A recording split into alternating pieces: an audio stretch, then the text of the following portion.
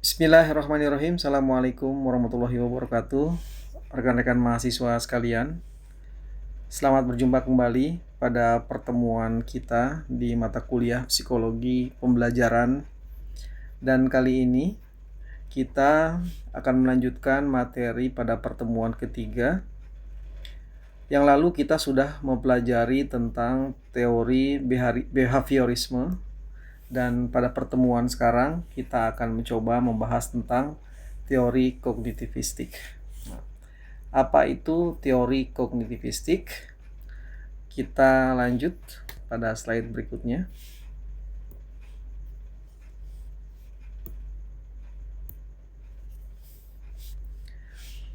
Nah, sekedar mengingatkan teman-teman bahwa kita akan coba membahas 5 teori belajar ini. Ya. Tempo hari kita belajar tentang teori behavioristik dan hari ini kita coba tentang teori kognitivistik. Dan pada pertemuan-pertemuan berikutnya kita akan lanjutkan dengan teori humanistik, kemudian sosiokognitif, dan terakhir nanti teori konstruktivistik. Tentunya setelah teman-teman belajar ini, saya harap teman-teman benar-benar memahami ya tentang teori-teori belajar ini, sehingga dari masing-masing teori belajar ini teman-teman bisa kemudian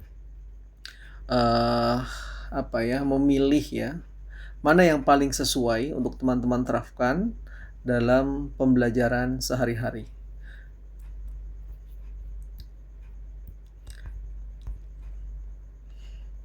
Baik, kita mulai dengan teori kognitivistik ya teman-teman. Di sini saya sajikan tentang pokok pikiran teori kognitivistik. Nah, kenapa saya menggunakan simbol gambar seperti ini?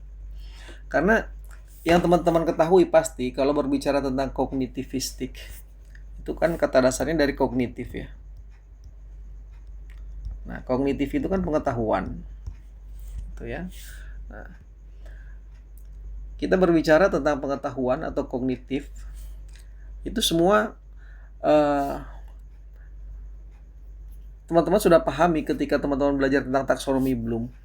Nah, ini kan ada tingkatan-tingkatannya, mulai dari memahami gitu ya, nanti sampai kepada tahapan selanjutnya mampu mengkreasi gitu. Ini sifatnya pengetahuan.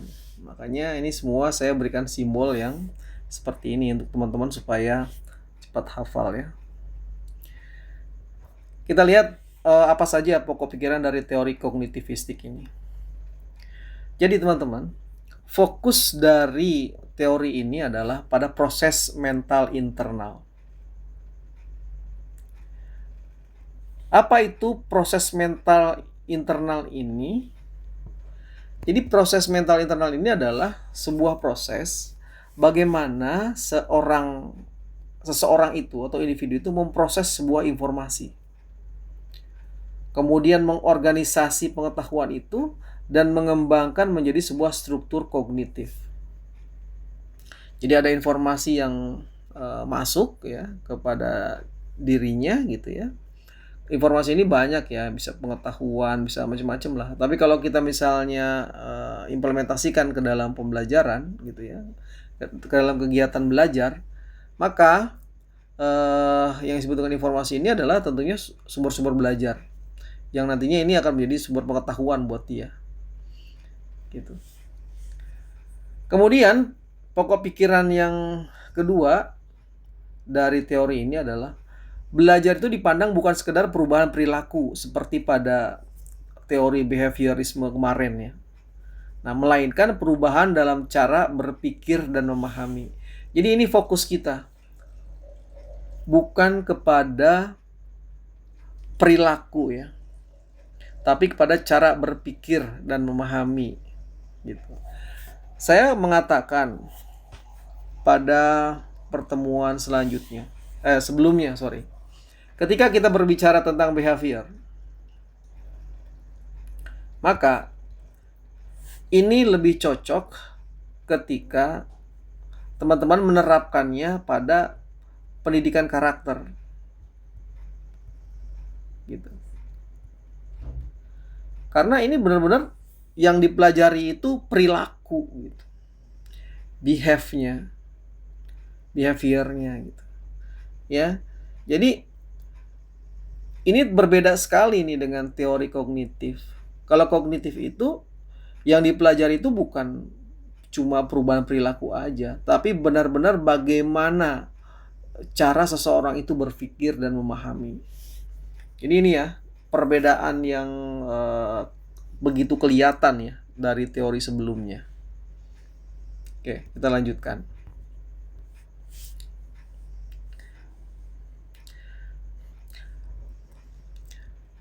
Pada slide sebelumnya untuk teori kognitif ini ada dua tokoh yang terkenal ya, yang dikenal mendalami teori kognitif ini. Yang pertama ada Piaget. Nah, teori perkembangan kognitif yang dikembangkan oleh Piaget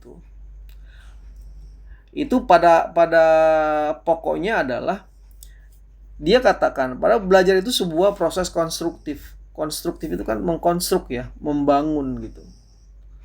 Jadi si anak ini membangun sendiri pengetahuannya. Ingat ya, anak membangun sendiri pengetahuannya. Bagaimana dia membangun sendiri pengetahuan itu? Ya melalui interaksi dengan lingkungan. Semakin bagus interaksi dengan lingkungannya, gitu, maka semakin bagus pula konstruk pengetahuan yang dia bangun. Semakin kompleks interaksi ini yang disajikan oleh lingkungannya, maka semakin kompleks pula bangunan pengetahuannya, gitu. Jadi ini pokok pikiran menurut Piaget ya. Nah, ini ada 4 konsep utama nih. Teman-teman, ini sangat terkenal nih 4 konsep utama ini. Yang pertama, dia berbicara tentang skema. Skema itu maksudnya adalah struktur mental atau kerangka pengetahuan yang berkembang melalui pengalaman. Nanti di slide berikutnya saya jabarkan nih. Kerangka pengetahuan yang berkembang melalui pengalaman itu ya kayak gimana sih maksudnya gitu. Jadi teman-teman ingat bahwa konsep utama dari teorinya si Piaget ini adalah dia ada skema.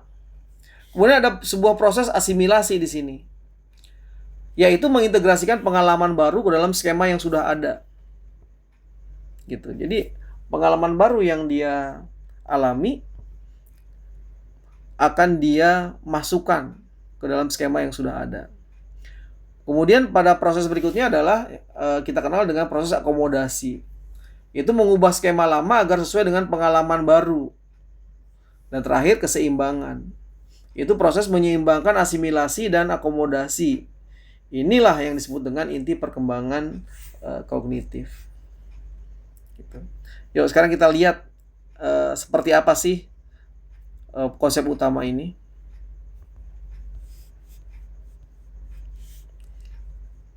Nah, ini teman-teman yang dimaksud dengan skema itu seperti ini. Anda lihat ya. Coba. Ini dari gambar ini. Bagaimana sebuah skema itu tersusun.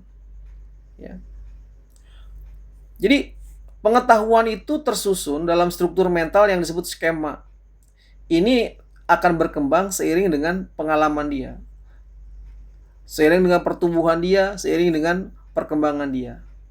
Nah, teman-teman bayangin aja ini. Ya. Mulai dari dia bayi, belum bisa banyak melakukan kegiatan gitu ya. Kemudian dia mulai merangkak, dia mulai belajar gitu.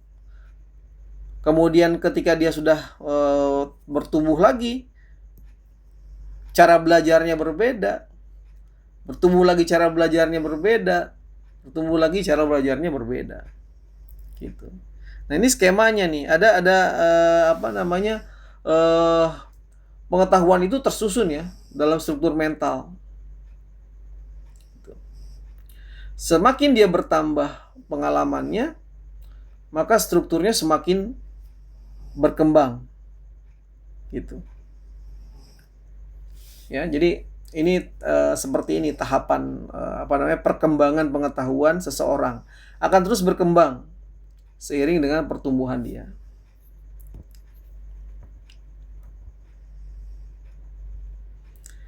Selanjutnya kita akan mengenal struktur proses adaptasi.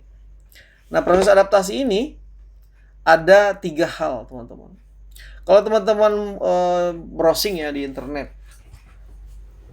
bagaimana sih proses pengetahuan, adaptasi pengetahuan yang dikembangkan oleh Piaget gitu. Ini pasti akan muncul seperti ini. Jadi pertama ada yang disebut dengan proses asimilasi, gitu ya. Yaitu memasukkan pengalaman baru ke dalam skema yang sudah ada. Yang kedua ada proses akomodasi. Dia akan mengubah skema lama yang tadi dia sudah tahu nih, dia sudah ketahui gitu, agar sesuai dengan pengalaman baru dia. Gitu. Dan seterusnya sampai terjadi proses keseimbangan. Gitu. Ya. Bagaimana dia menjaga keseimbangan antara kedua proses ini, asimilasi dan akomodasi. Gitu ya. Muncul terus, ada pengalaman baru dia tambahkan. Bertambah lagi pengetahuannya. Ada pengalaman baru dia tambahkan lagi. Gitu. Ya. Jadi seperti itu. Teman-teman silakan ya cari banyak video lah yang menjelaskan tentang ini, tentang proses adaptasi ini. Ya. Jadi intinya gini. Setiap seseorang itu tumbuh ya, kalau kita lihat gambar tadi ya. Kalau kita lihat gambar tadi mulai dari bayi sampai dia dewasa gitu ya. Nah, setiap dia bertumbuh, dia akan melakukan proses adaptasi. Gitu. Karena dia akan menghadapi tantangan baru, akan mendapatkan pengetahuan baru. Gitu. Terus seperti itu. Dia bertumbuh lagi, dia akan beradaptasi lagi karena dia menghadapi tantangan baru, menghadapi pengetahuan baru. Gitu. Begitu seterusnya. Tidak stagnan ya. Ya, jadi ini ada dalam teori kognitifnya Piaget ini dikenal dengan struktur proses adaptasi pengetahuan tentunya. Kemudian si Piaget ini dalam skema yang dia kembangkan tentunya itu semua akan berfungsi dengan baik, akan berjalan dengan baik ketika muncul atau tumbuh peran aktif dari si anak. Ini sebuah prasyarat gitu. Jadi pada hakikatnya itu si anak itu bukan sekadar penerima informasi yang pasif. Gitu. Dia itu harus kita kondisikan, harus kita ciptakan ya. Kita berikan stimulasi agar dia mampu membangun pengetahuannya secara aktif. Caranya gimana? Ya kita sediakan stimulus-stimulusnya, lingkungan belajarnya kita ciptakan gitu. Supaya dia tidak menjadi pembelajar yang pasif.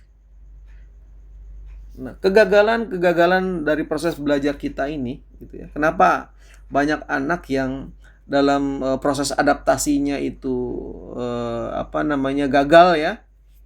Ya karena kita sebagai guru ini juga gagal menciptakan yaitu tadi menciptakan suasana belajar yang membuat anak kita itu menjadi pembelajar yang aktif. Gitu. Kita tidak menyediakan fasilitas belajarnya dengan baik sesuai dengan perkembangan pengetahuannya gitu. Ya. Jadi seperti itu dan itu mempersiapkan media belajar, lingkungan belajar, bahan-bahan ajar itu nggak mesti yang mahal-mahal kok gitu. Itu tergantung kreativitas kita. Jadi prinsipnya ya menurut si Piaget ini, kita tuh harus menciptakan si anak ini menjadi seseorang yang memiliki motivasi untuk membangun pengetahuannya secara aktif. gitu ya. Dia harus mau berinteraksi dengan lingkungannya. Jadi di sini ada kata kuncinya. Yang pertama adalah pembelajar aktif ya, gitu, pembelajar aktif. Kemudian yang kedua ini adalah lingkungan belajar, gitu. Di awal-awal kan saya sudah sering mengatakan gitu ya, dalam psikologi pembelajaran gitu, kalau anak ini mau terjadi perubahan perubahan mentalnya gitu ya, perubahan pola pikirnya dengan baik, maka si guru itu harus menyediakan fasilitasnya gitu. Harus menyediakan fasilitas pendukungnya. Jadi kalau misalnya kita ingin anak-anak kita itu menjadi pembelajar yang aktif, maka sediakan dong lingkungan belajarnya yang cukup menumbuhkan motivasi anak itu untuk belajar secara aktif. Gitu ya. Jadi ini, kalau kita gagal menciptakan lingkungan belajar yang kondusif, maka bisa terjadi sebaliknya. Gitu. Anak-anak tidak akan menjadi pembelajar yang aktif. Dia akan pasif, sehingga proses kognitif menurut skema dan proses adaptasinya tadi itu gagal. Gitu ya, teman-teman.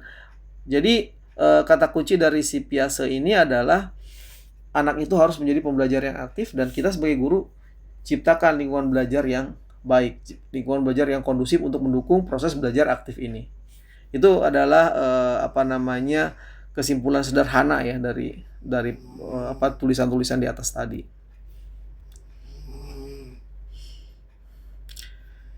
Ini saya coba sajikan lagi ya tentang tahap perkembangan dari Piaget, teman-teman. Ini sudah saya bahas ya. Banyak juga lah saya membahas ini pada pertemuan sebelumnya gitu. Bahwa di sini ada 4 tahapan perkembangan kognitif. Tahap yang pertama di usia 0 sampai 2 tahun ini kan sensori motor. Kemudian 2 sampai 7 tahun ini praoperasional. 7 sampai 11 tahun ini udah operasi konkret, dan yang 11 tahun ke atas ini sudah operasi formal. Nah, kita ini teman-teman, ketika kita nanti menjadi guru PAUD ya, guru TK, berarti kita berada pada 2 tahapan ini.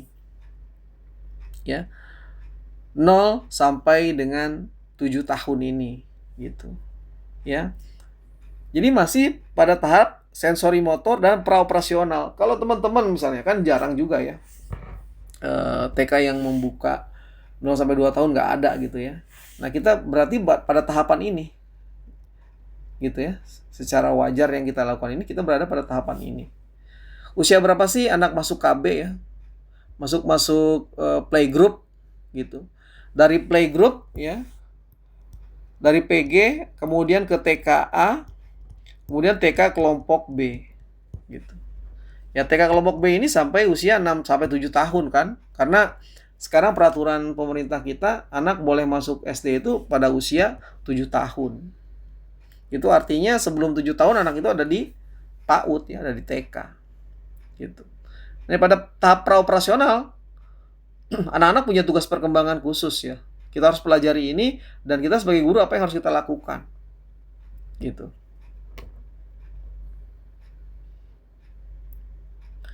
Nah, ini ya, kalau kita belajar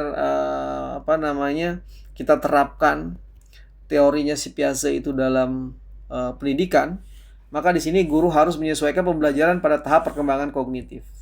Kita harus paham anak usia PG tahap perkembangannya apa. Ya. Kemudian TKA tahap perkembangannya apa? Seperti apa? TKB tahap perkembangannya seperti apa? Gitu. Kita harus siapkan, sesuaikan pembelajaran kita itu sesuai dengan tahapan kognitif mereka gitu. Nah, belajar itu akan efektif jika aktif membangun pengetahuan atau discovery learning. Ini siswa mencari tahu nih. Ya. Siswa cari tahu.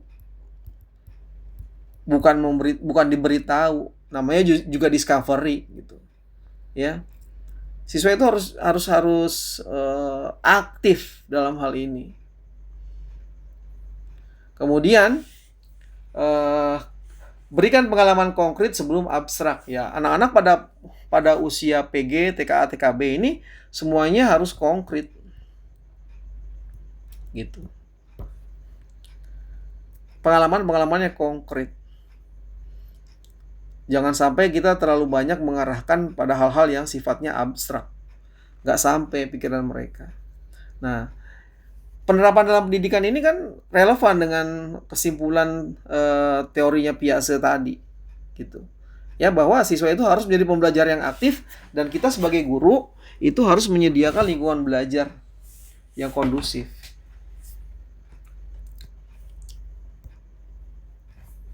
Oke. Berikutnya coba kita lihat teorinya Brunner ya, Jerome Brunner ya. Nah, si Jerome Brunner ini ya, dia teorinya tentang discovery learning and modes of representation. Gitu. Dimana pokok teori dia ini adalah belajar akan lebih bermakna jika siswa menemukan sendiri konsep dan prinsip, bukan hanya menerima informasi pasif. Nah, intinya gitu ya, karena ini kan berbicara tentang pengetahuan ya. Ya lagi-lagi siswa itu harus aktif gitu. Jadi pembelajaran kita ini akan efektif kalau kita berhasil membangun kultur siswa itu aktif. Makanya dulu kita mengenal yang namanya CBSA, cara belajar siswa aktif gitu. Tetapi ya lagi-lagi gagal gitu. Kenapa? Ya karena guru tidak bisa menciptakan lingkungan belajarnya. Gitu. Guru gagal memilih media dan metode belajarnya. Lagi-lagi guru selalu ceramah gitu. Ceramah itu kan dalam rangka menghabiskan materi kurikulum gitu. Guru khawatir kalau dia memberikan tugas kepada siswa, khawatir kurikulumnya tidak tercapai. Karena lagi-lagi kalau memberikan tugas kepada siswa untuk aktif, kita harus sabar. Ya, harus sabar. Kenapa? Ya butuh waktu yang panjang.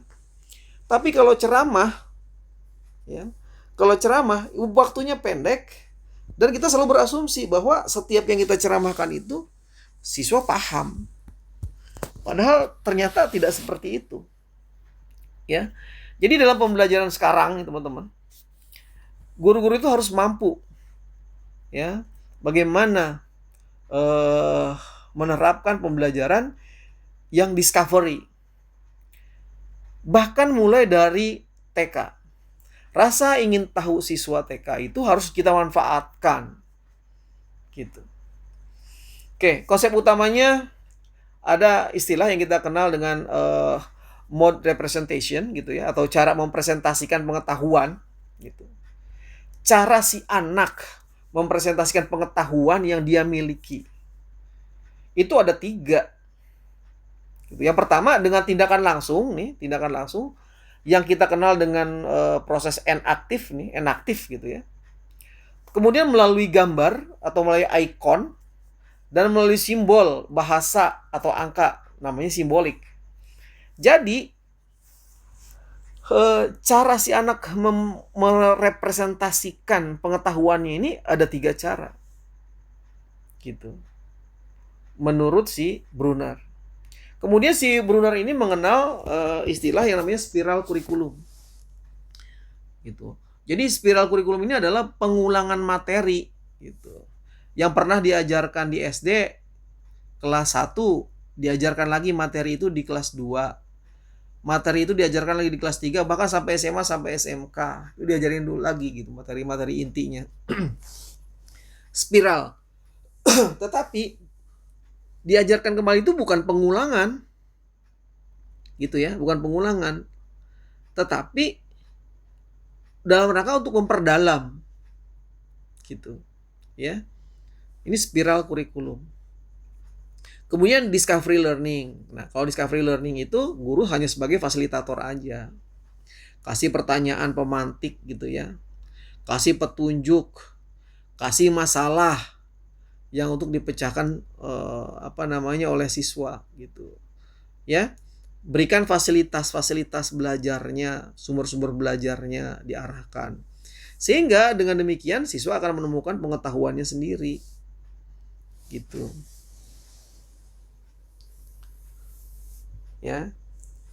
Oke, kemudian yang keempat, ini konsep utama dari Brunner itu ada istilah scaffolding. Jadi guru memberi bantuan sementara lalu mengurangi bantuan ketika siswa sudah semakin mandiri. Ini saya pernah bahas di pertemuan pekan lalu tentang scaffolding. Ya. Yuk sekarang kita coba satu persatu kita urutkan.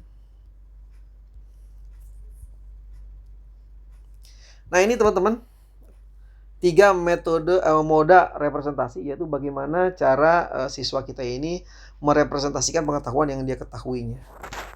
Ada enaktif ya. Ini ada enaktif atau dengan cara tindakan gitu ya. Kemudian ada dengan cara ikonik. Jadi pengetahuan itu diwakili melalui citra atau visualisasi. Misalnya dengan menggunakan gambar gitu ya. Atau menggunakan simbol. Bisa angka, bisa bahasa gitu ya.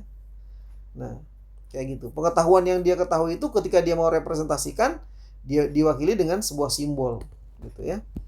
Nah, ini kita kalau lihat gambarnya kayak gini, teman-teman. Ya, gambarnya seperti ini.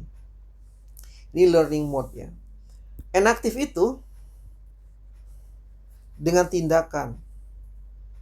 Bermain pakai buku, ini contohnya. Ya, kalau ikonik itu kan tadi dengan ikon-ikon. Misalnya dia melihat gambar. Simbolik itu dengan cara dia menggunakan simbol-simbol, bahasa, angka gitu. Ya. Jadi dia membaca untuk riset ya. Untuk memperdalam sebuah pengetahuan gitu. Dia sudah mampu. Gitu. Jadi seperti ini ya, teman-teman, learning mode representation menurut si Brunner ya. Ada 3 hal. Kemudian kalau kita membahas tentang discovery learning, tadi kan si guru itu hanya memberikan menjadi fasilitator ya, discovery learning itu. Memberikan pertanyaan-pertanyaan, memberikan petunjuk-petunjuk tadi ya. Jadi discovery learning itu guru itu fasilitator. Ya. Kemudian dia kasih petunjuk. Kasih arahan. Kasih pertanyaan. Gitu. Jadi benar-benar jadi fasilitator, bukan memberitahu. Ya. Jadi kalau zaman dulu itu guru memberitahu, sekarang ini guru tidak memberitahu, tapi memberi petunjuk. Ya. Siswa yang cari tahu. Gitu. Siswa itu harus mampu menemukan sendiri pengetahuannya, mencari sendiri konsep-konsep yang dia butuhkan. Dia harus explore. Ya, harus explore, baca buku, wawancara, kemudian browsing melalui internet, macam-macam lah gitu. Guru cukup memberikan permasalahan aja. Nah, ini kan tahapan dari discovery learning ini. Pertama kasih stimulasi nih. Gitu. Kemudian setelah diberikan stimulasi, tadi kan di sini kasih permasalahan-permasalahan gitu ya yang harus dipecahkan sama siswa gitu. Kasih tugas. Ya. Kemudian mulai si anak itu melakukan proses pengidentifikasian masalah. Ini namanya problem statement. Ya, dia identifikasi masalahnya. Kemudian dari situ dia kumpulin data buat memecahkan masalahnya. Dia olah data itu, dia buktikan, dia tarik kesimpulan. Ini proses belajar seperti ini, discovery learning itu. Ya. Jadi misalnya teman-teman ya di kelas kita misalnya ada, kita sajikan 2 gelas air ya. Yang satu airnya itu kotor ya, keruh gitu ya. Kita kasih 2 gelas air gitu ya. Yang satu keruh gitu, yang satu bening gitu. Sorry, yang satu bening kok malah dicoret-coret ya.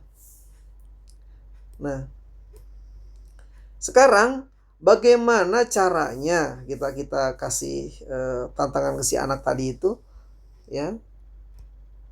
Air yang keruh ini menjadi bening gitu ya.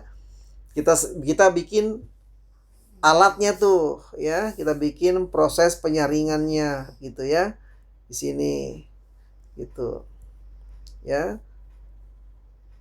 Ini kerannya ceritanya. Di sini kita kasih macam-macam kan ya, sehingga ketika anak tuangkan air ini ke sini, kemudian dia keluar airnya bening gitu. Nah, biar anak mengetahui sendiri prosesnya gitu. Tentunya kalau kita di TK dengan bahasa anak-anak sendiri ya, dengan tahap pengetahuan anak-anak sendiri gitu. Ya.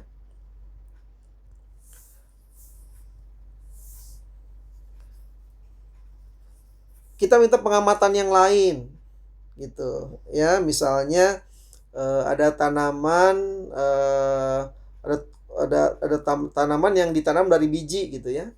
Apa ya? Contohnya kacang panjang misalnya atau apalah gitu. Ya. Kita ajari anak menanam dari mulai biji gitu ya. Ada biji kacang, kemudian kita siapkan media tanamnya gitu ya. Kita tanam di situ, kemudian kita rawat sampai tumbuh dan sampai kepada panen. Gitu. Ya, dalam hal ini carilah tanaman-tanaman yang tidak membutuhkan waktu panjang ya, karena waktu belajarnya juga kan terbatas, katakanlah pohon toge gitu kan. Jadi si anak tahu bagaimana proses tumbuhnya toge sampai mereka makan gitu. Dan lain-lain. Menanam ikan gitu ya.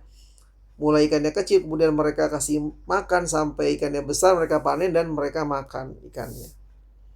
Gitu. Jadi kita tidak kasih teori-teori di sini.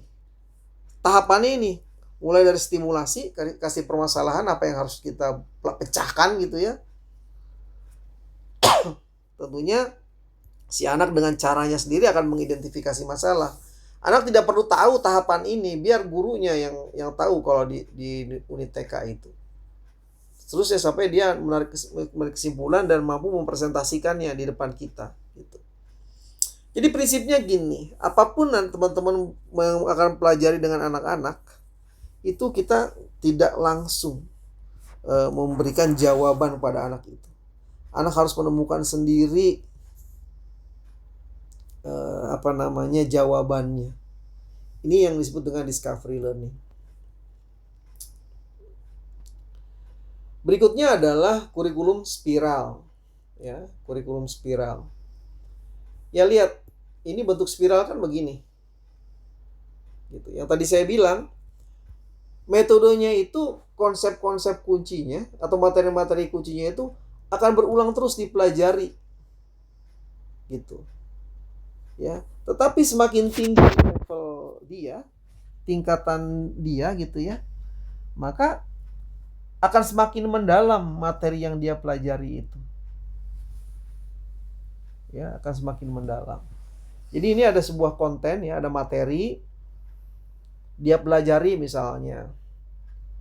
Kemudian dia naik kelas. Dia pelajari lagi materi itu, tetapi lebih diperdalam materinya. Sehingga ada proses revisi mungkin pengetahuan yang sudah dia ketahui sebelumnya gitu. Karena dia bertambah lagi pengetahuan tentang subjek itu. Kemudian dia naik kelas lagi, dia pelajari lagi materi itu, tapi ada pendalaman lagi gitu. Terus sampai akhirnya dia tuntas belajarnya. Coba cari contoh penerapan kurikulum spiral gitu dalam pembelajaran.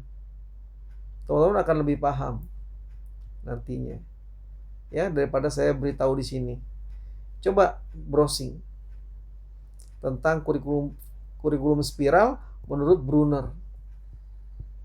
Contohnya apa gitu. Contoh penerapannya.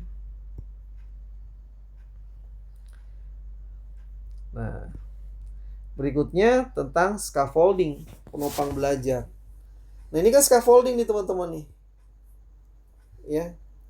Apa sih dalam bahasa sehari-harinya itu scaffolding itu? Steiger, ya, Steiger. Ya, saya katakan pekan kemarin bahwa kalau kita mau bangun rumah gitu, kita butuh penyangga gitu kan? Butuh penyangga. Karena semakin tinggi bangunan yang akan dibangun itu, dia butuh alat bantu gitu. Tapi nanti kalau udah jadi bangunannya, ya dirusak. Si scaffolding ini, si Steiger ini tidak akan digunakan lagi. Sama begitu. Ya, tentang penerapan dalam pembelajarannya. Guru kasih bantuan sementara sama siswa ini sampai siswa itu mampu secara mandiri. Bantu dulu si guru ini. Kemudian bertahap gitu, sedikit demi sedikit bantuannya dia kurangin sampai anak ini mandiri. Ya. Penerapan di TK-nya kayak gimana ya, carilah anak-anak misalnya ya yang tadinya toilet trainingnya itu masih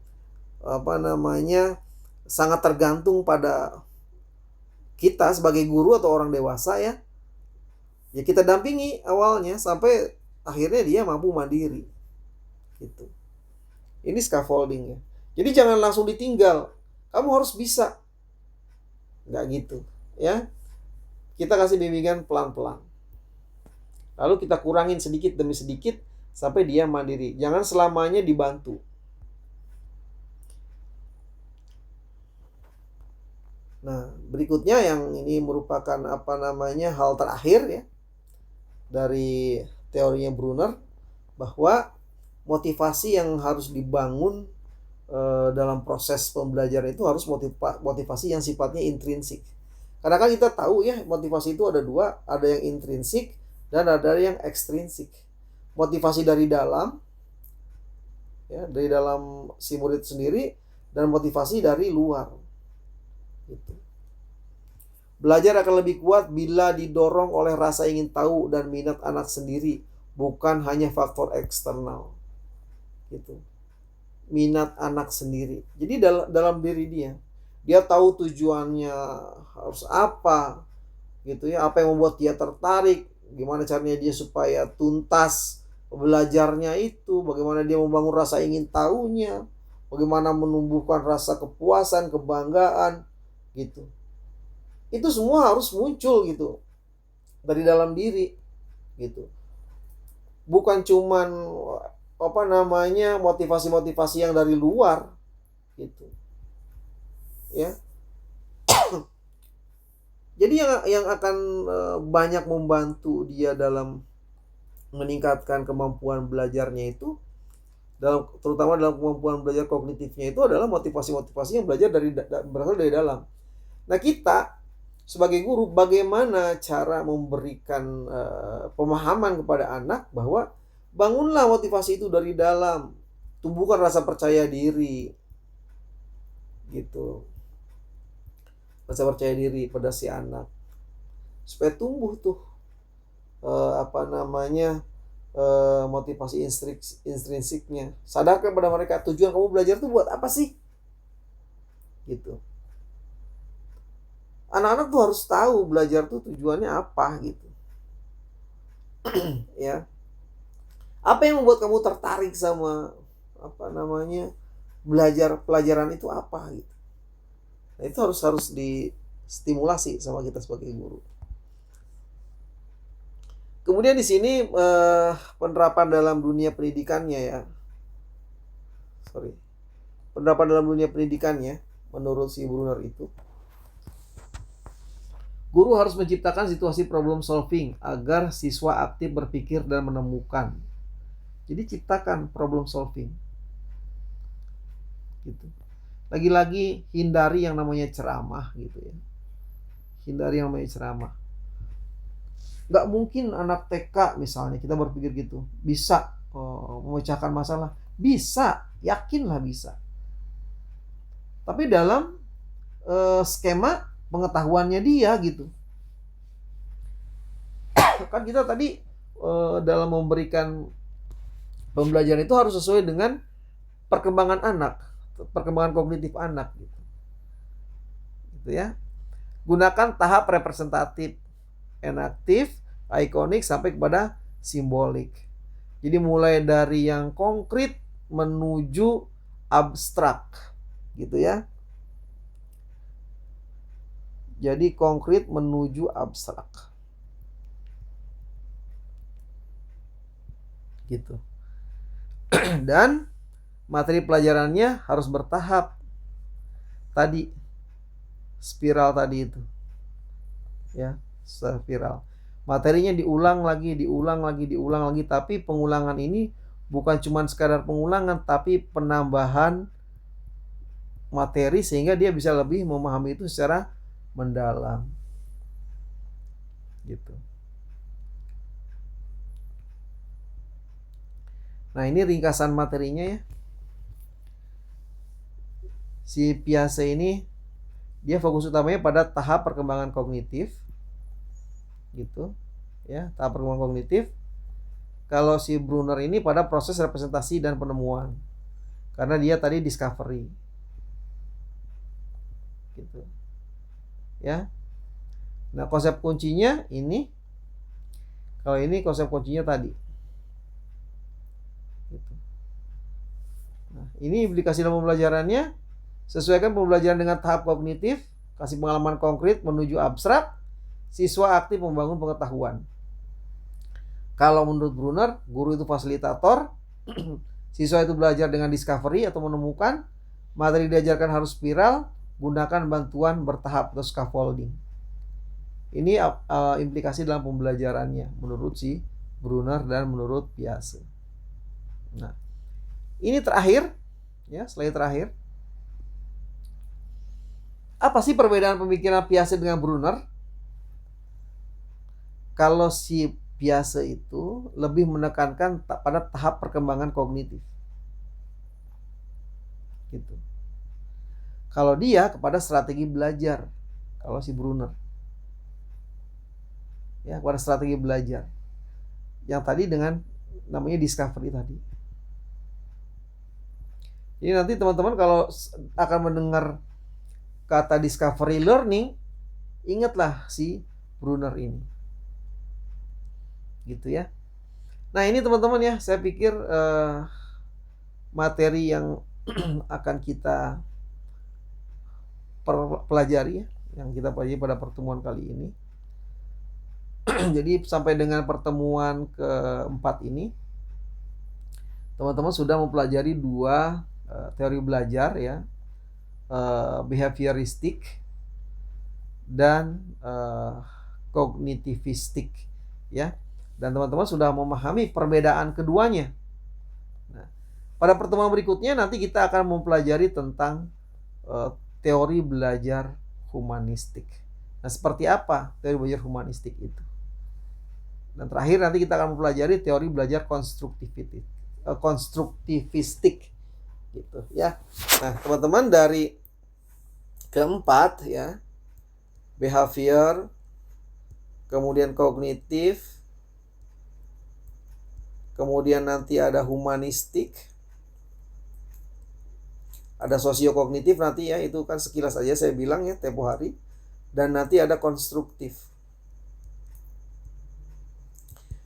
Teman-teman harus tahu perbedaan keempatnya. Ya, apa perbedaan keempatnya? Gitu. Dan penerapan dalam pembelajarannya seperti apa, itu yang penting.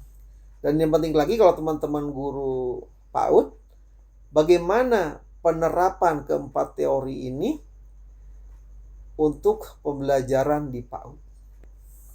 Saya pikir itu. Sampai jumpa pada pertemuan berikutnya. Mohon maaf kalau teman-teman sampai menit kesekian ini ya, menit ke-45 ini belum begitu memahami apa yang saya sampaikan. Dan untuk melakukan pendalaman itu, teman-teman saya sarankan untuk mencari berbagai referensi. Tentunya yang paling efektif ya melalui internet ya. Cari di YouTube atau cari di AI tentang materi ini. Dari saya sekian, mohon maaf bila ada kekurangan. Billahi taufiq wal hidayah. Assalamualaikum warahmatullahi wabarakatuh.